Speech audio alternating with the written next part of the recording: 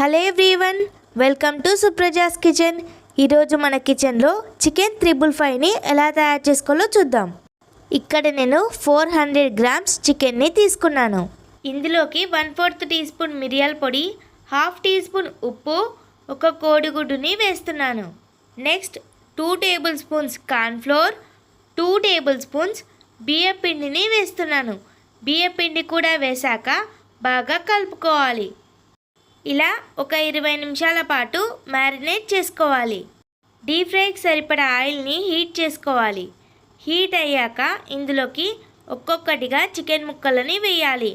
Chicken ముక్కలన్నీ వేశాక మంటని మీడియం ఫ్లేమ్లోకి అడ్జస్ట్ చేసుకొని మీడియం ఫ్లేమ్లో ఉడికించుకోవాలి. మీకు చికెన్ ఐటమ్స్లో ఏ ఐటమ్ అంటే బాగా ఇష్టం కామెంట్ చేయండి. చికెన్ ఒకవైపు అంతా బాగా వేగాక ఇప్పుడు ఇంకొక వైపుకు తిప్పి ఇంకొక వైపు కూడా బాగా వేయించుకోవాలి. ఇలా చికెన్ని 2 వైపులా బాగా వేయించుకోవాలి. ఇవి బాగా వేగాయి. ఇప్పుడు వీటిని ఒక ప్లేట్లోకి తీసుకొని పక్కన పెట్టుకోవాలి. ఆ తర్వాత ఒక ప్యాన్లో 3 టేబుల్ స్పూన్స్ ఆయిల్ని వేయాలి. ఆయిల్ వేశాక కొన్ని జీడిపప్పులు, ఒక ఉల్లిపాయ, 4 ఎండుమిర్చి, 6 పచ్చిమిర్చిని వేస్తున్నాను. నెక్స్ట్ కరివేపాకు వేసి వీటినన్నిటిని ఒక 2 నిమిషాల పాటు బాగా ఫ్రై చేసుకోవాలి. నెక్స్ట్ 1 టేబుల్ స్పూన్ అల్లం వెల్లుల్లి పేస్ట్ని వేయాలి.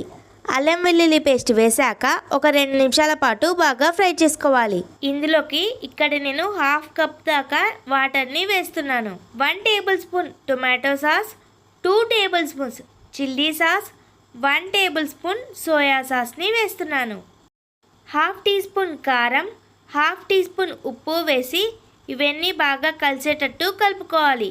ఆ తర్వాత ఒక 3 నిమిషాల పాటు ఉడికించుకోవాలి. నెక్స్ట్ వేయించి పెట్టుకున్న చికెన్ని వేసి ఒక 3 నిమిషాల పాటు బాగా వేయించుకోవాలి.